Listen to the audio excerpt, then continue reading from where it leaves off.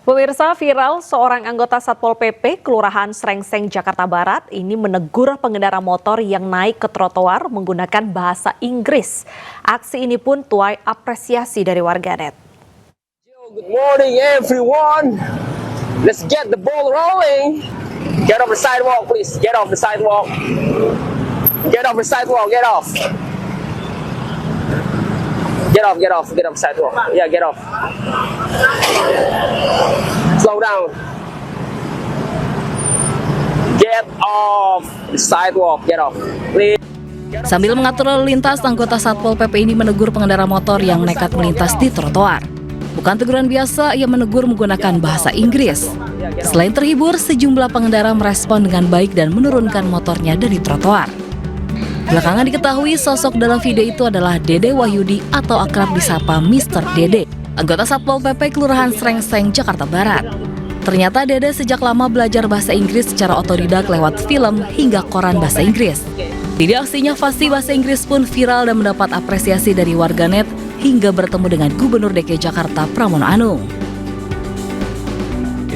I meet with him really enjoy and good conversation, and I hope that Mr. Dede still down to earth, not change and confident. Thank you very much. Okay, Mr. Dede is here, and today I'm really so happy today because I am meeting with our best governor of Jakarta, Mr. Pramono. Thank you very much. Okay. Bukan mencari sensasi, lewat aksinya ini Dede bisa mengajak masyarakat lebih tertib berkendara dan menghargai hak pejalan kaki. Dari Jakarta, tim Liputan iNews melaporkan. Untuk memenuhi kebutuhan air bersih bagi masyarakat di wilayah perbatasan, Satuan Tugas Yonif 751 Kops Swasembada membangun saluran air di distrik Okaom, Kampung Bulangkop, Kabupaten Pegunungan Bintang, Papua Pegunungan. Bersama warga lokal, personil TNI ini memasang pipa air sepanjang 1 km yang akan mengalir ke 3 desa.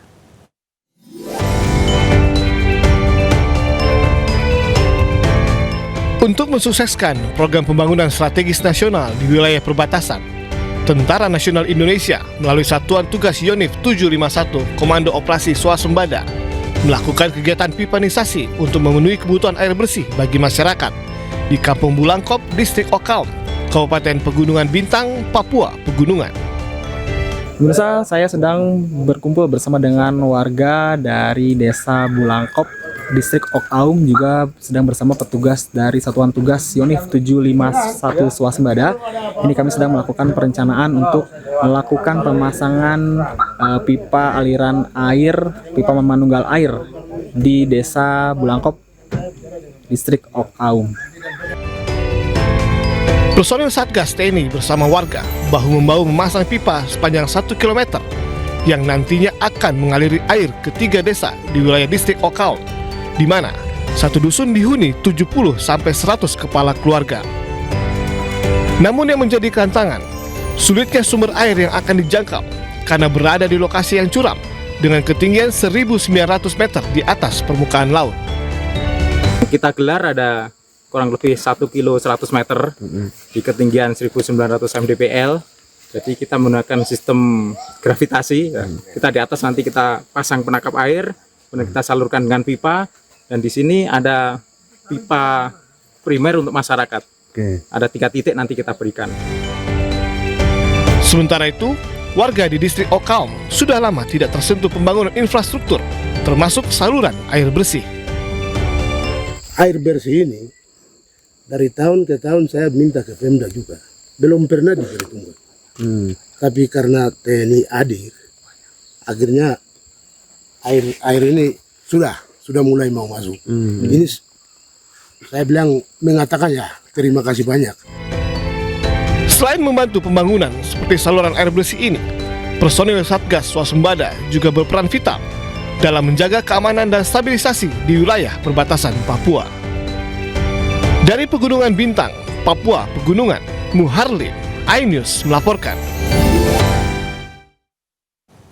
Sebagai salah satu kabupaten yang memiliki lahan sawah terbanyak di Indonesia, Kabupaten Oku Timur berhasil mencatatkan produktivitas padi di tahun 2025 sebesar lebih dari 860 juta ton gabah kering panen. Diharapkan produktivitas padi di Kabupaten Oku Timur bisa membantu menstabilkan harga beras dan mewujudkan swasembada pangan nasional.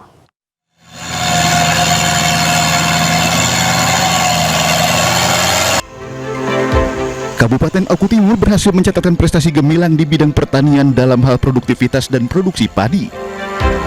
Di tahun 2025, produktivitas padi di Kabupaten Oku Timur mencapai lebih dari 860 juta ton gabah kering panen dan menjadi satu-satunya wakil dari Provinsi Sumatera Selatan yang menembus 10 besar tingkat nasional produktivitas dan produksi padi. Keberhasilan ini tak lepas dari potensi lahan yang dimiliki Kabupaten Oku Timur dengan lahan sawah seluas 59.522 hektar dan lahan kering seluas 147.855 hektar. Dengan slogan Bumi Sebiduk Haluan, pasangan Bupati Oku Timur, Lanosin Hamzah dan Wakil Bupati Adi Nugraha Purnayuda menargetkan 1 juta ton gabah kering panen di akhir tahun. Target kita di gabah itu 1 juta ton GKP, gabah kering panen, dan ya sampai dengan saat ini belum juga berhasil, artinya masih di 860 ya, 860 sekian komanya, dan masih ada space beberapa lagi, dan doakan bersama dengan program yang diberikan oleh pemerintah pusat seperti Oplah dan cetak sawah yang lagi berjalan sekarang ini di barisan Komreng Oplah, dan sebagian cetak sawah di bagian Bintang 2 batas Oki tarik ke Bintang 3 itu semuanya cetak sawah, totalnya ada 2.000 hektar. Peningkatan produktivitas padi di Kabupaten Oku Timur diharapkan dapat membantu kestabilan harga beras dan mewujudkan program swasembada pangan di Indonesia. Dari Kabupaten Oku Timur, Sumatera Selatan, Jatmiko Francisco, iNews melaporkan. Pemirsa, iNews Media Group Kampus Connect di Universitas Padjadjaran Kabupaten Sumedang, Jawa Barat resmi dibuka. Melalui kegiatan ini, iNews Media Group ingin mendorong mahasiswa untuk lebih kreatif, kritis, dan peduli terhadap isu publik.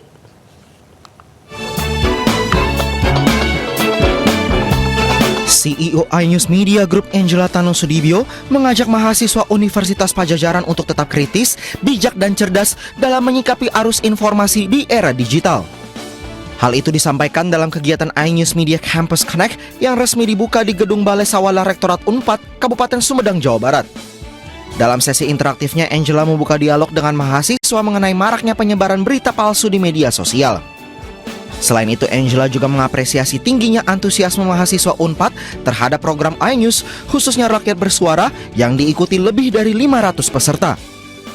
Nah, oleh karena itu saya berharap dengan kehadiran dari Kampus Connect itu, kita bisa mengajak generasi muda, ayo kita sama-sama jadi penggerak untuk digital ini semakin sehat. Kita bagaimana menularkan kepada masyarakat umum supaya kita lebih bijaklah dalam menggunakan sosial media. Gitu. Saya kira konsep acara seperti ini baik sekali ya, jadi bisa memberikan juga nanti bekal ke mahasiswa, tadi saya sampaikan pengalaman ke mahasiswa, dan mungkin bukan hanya talk show ya, tapi juga mahasiswa mungkin bisa ikut kegiatan-kegiatan yang lain. Unpad menjadi kampus pertama penyelenggaraan iNews Media Campus Connect. Melalui kegiatan ini diharapkan lahir talenta-talenta muda yang siap berkarir di dunia media dan industri kreatif. Tim Liputan iNews melaporkan. Pemirsa, untuk pertama kalinya Rakyat Bersuara Goes to Campus digelar di Universitas Padjadjaran Bandung, Jawa Barat. Beberapa jam lagi akan digelar untuk pertama kalinya Rakyat Bersuara Goes to Campus di Universitas Padjadjaran Bandung, Jawa Barat. Bertema Demokrasi Digital yang Muda yang Bersuara, Rakyat Bersuara Goes to Campus akan menghadirkan sejumlah narasumber yang berkualitas. Dipandu oleh pemimpin redaksi iNews Aiman Wicaksono, program ini akan memberikan edukasi dan informasi mengenai isu-isu terkini di tanah air. Antusiasme para mahasiswa Unpad pun tak terbendung. Melalui kegiatan ini diharapkan mahasiswa dapat semakin peduli, kritis, dan berani menyuarakan aspirasi di era digital. Pasca pemutusan kerjasama dengan Patrick Kluivert, kursi pelatih baru Timnas Indonesia masih menjadi misteri.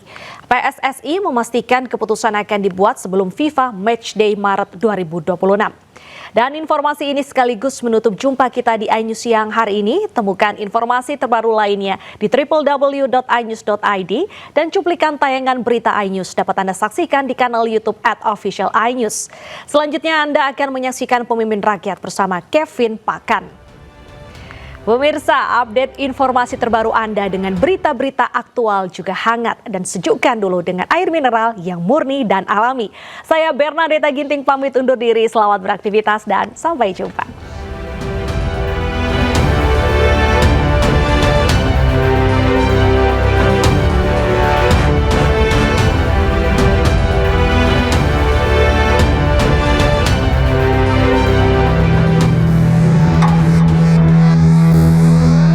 Kursi pelatih timnas Indonesia sedang kosong setelah PSSI menyudahi kerjasama dengan Patrick Kluivert yang gagal membawa Indonesia lolos ke Piala Dunia 2026.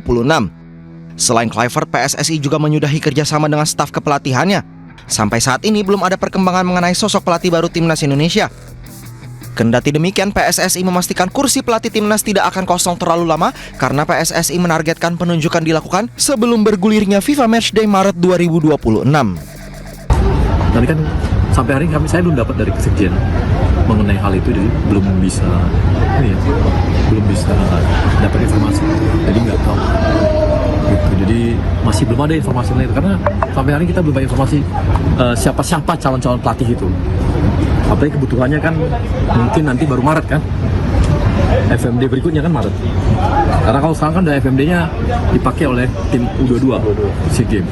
Berarti kebutuhan kita nih di Maret. Kita dicari dulu. Kondisi sepak bola nasional memang bisa dibilang masih cukup panas pasca kegagalan Garuda ke Piala Dunia 2026 dan perginya Kluivert. Dengan situasi yang ada, PSSI diperkirakan berhati-hati untuk menunjuk pelatih baru skuad Garuda.